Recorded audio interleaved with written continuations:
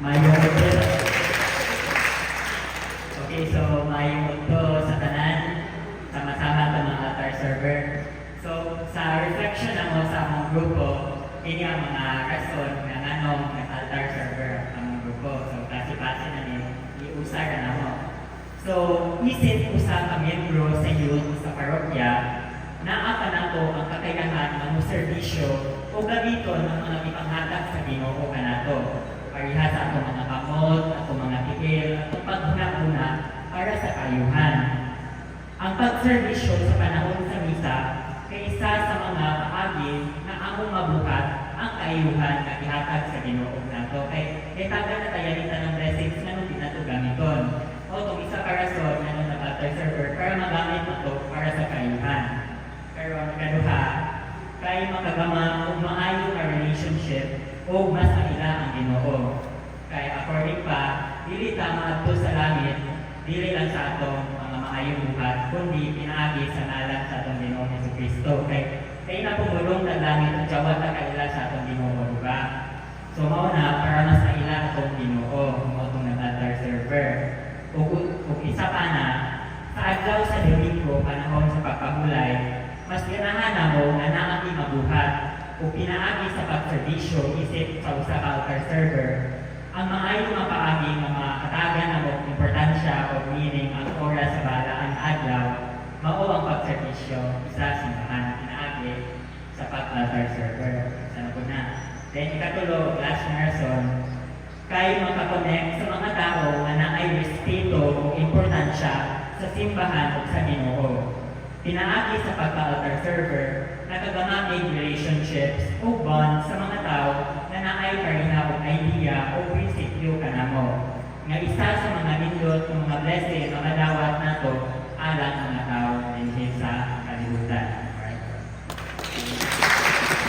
Sa mga kauban is nag-start sila altar server way back 2020, so during pandemic. So mga bago sila na altar server. And sila tanan na nila ang reason why join sila pagka-altar server is na-inspire sila sa ilang family na nag-serve din sa simbahan.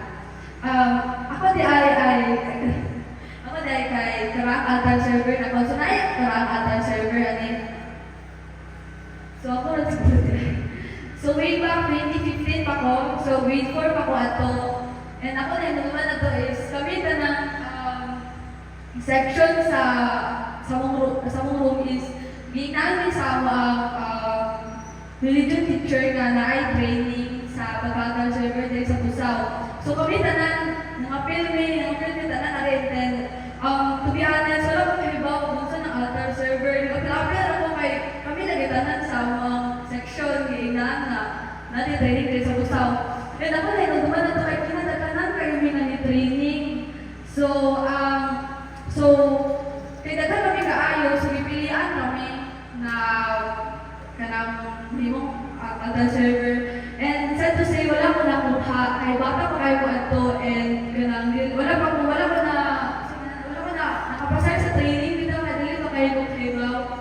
And ang hilang pa doon na ito, mamoto binas ng hilang ni ato, nakinulog pa ito na pag kanang gipilian may pabadong na muli agahay kay ang hilang may kay magbagtas pa ito may agahay padong busaw para lang training kita sa pag-altar server. So nang hilang na ito sa mga barkada kami na nakuha. And until di namin ninaneta ta, so usa sa minister sa agahay nga kanang ikuha ka lang may tanan taga-agahay kay Luoy Dome kay sige ra may kanang magbagtas may badong kay layo kaya kayo. And ako na yung manhood is daghan kayo may sa altar maglinya kay daghan mo may training sa agahay. And until kay lumay na lang may nagpabilin kay nag-college na ko ba, nag-work na. And siya po sa nagpabilin tig-serve di hapon sa among chapel na karaan kay dili ko makakabisi mo college pa man ko. And also I want to serve God and my community. And also po loyal ako sa simbahan na kay kanay walay mo serve na altar server sa schedule nila. Ako'y tawag ng Loben nga Jill kanang magdali-dali kay walay mo serve. So magdali mo kukuha sa konsultahan sa nanapos simbahan kay para masimba kay nila mo schedule. So mo lang to na nagpanago nila sa akong grupo. So, kasagaran sa ilang pag-imanginon, nadagsik sila tungkol sa may encourage sila na kailan na nasa simbahan. Yung uman sa atin, na gusto lang nila mag-serve sa simbahan na nalagan ng servisyo.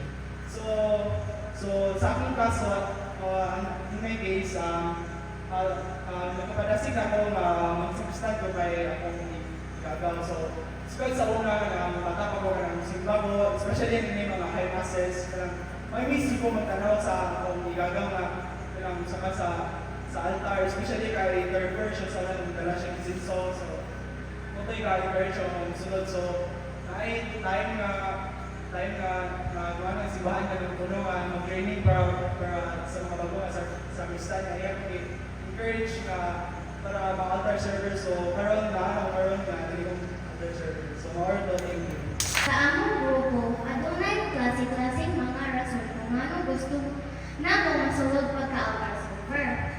Parehas sa i-share ni Kuya Marjon o Kuya Mark Anthony, dugay ragyod nila masulod o pagka-altar server pag niaging batch nga ni-training pagka-altar server. Mautong nakadungog sila na adunay bagong training sa altar server. Mautong na-decide na masulod dayon sa pagka-altar server o katod kang iya gusto sad sa iyang kuya nga si Kia musunod sa iyang pagka-altar server. Ug matod sad kang kuya Jeron ang iyang gihatag nga rason sa pagkasulod sa iyang pagka-altar server gay gusto sad sa iyang mama o papa. Ako sa ganahan ko maging altar server kay na ako'y tita nga si Ate Tate nga altar server po. Kami usa na karon nga altar server na gusto mo serbisyo sa Ginoo aron hibaw-an nato kung sa kay importante ang Ginoo. Ug unsay saktong pamaagi aron limpyo ug mapusay ang atong simbahan isip ko sa ka-active na altar server. Matod pa sa akong mga kagrupo lisod sila pagka-altar server tungod kay inspired sa ipagaw. Gusto maka-experience sa pagka-altar server. Nasa'y uban akong kauban ng kinasiklase ng ilang pagsunod isip ko sa ka-altar server. Dapat may ID.